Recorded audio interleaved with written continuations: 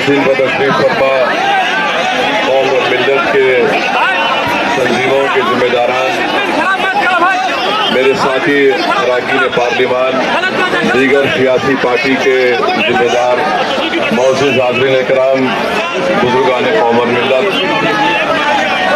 मैं सिर्फ आपके सामने ये अर्ज करना चाह रहा हूँ कि नरेंद्र मोदी की हुकूमत वक्फ बिल को लाकर कानून बनाने की जो कोशिशें कर रही है, उनका मकसद एक ही है कि इस मुल्क में अमन को खराब किया जाए।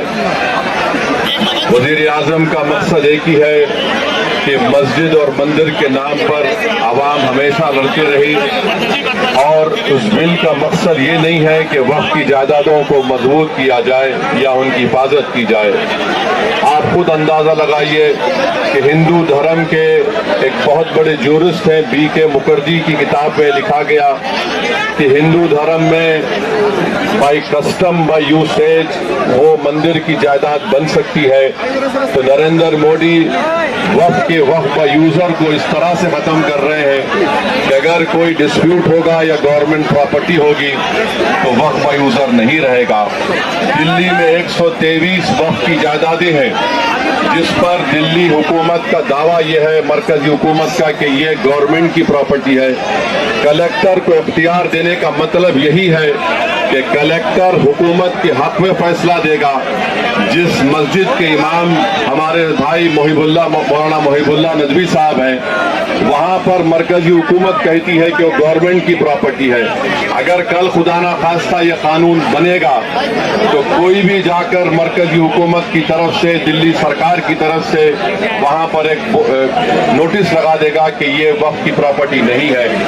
हिबा को निकाल रहे हैं, ट्रांसफर ऑफ प्रॉपर्टी में हिबा है, मगर कोई गिफ्ट नहीं कर सकता वक्फ की जायदाद को।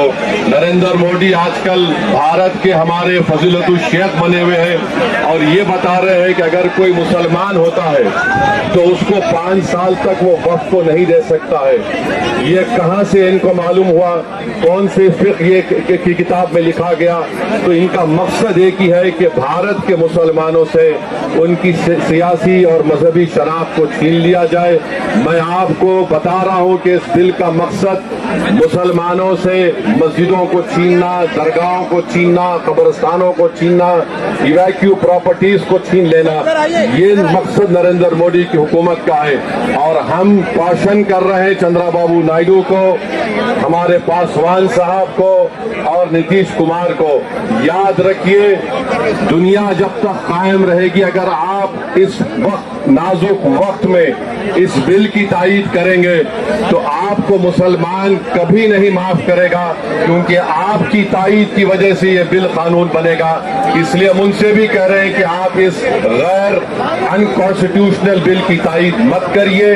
हमारा मुतालबा सिर्फ यही है, अगर हिंदू धर्म की प्रॉपर्टीज में, मंदिरों में, सिखों के गुरुद्वारा में कोई गैर सिख या गैर हिंदू मेंबर नहीं बन सकता तो मुसलमान के इस वक्त में क्यों बन सकता है? तो ये तमाम चीजें हैं। हम उम्मीद करते हैं कि हुकूमत इसका नोटिस लेगी। अगर नरेंद्र मोदी इस मुल्क के अमन को खराब करना चाहते हैं, वो मस्जिदों और मंदिरों के झगड़ों में इजाफा करना चाहते हैं, तो ये उनकी हुकूमत की जिम्मेदारी होगी।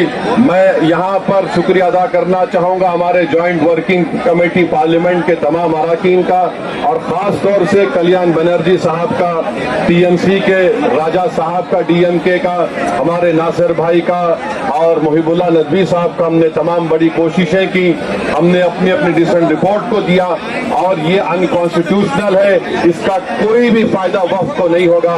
सिर्फ वक्फ बोर्ड को बर्बाद करने के लिए, वक्फ जायदादों को लूटने के लिए हुकूमत ये एंटी कॉन्स्टिट्यूशनल और एंटी मुस्लिम काम करने जा रही है। बहुत बहुत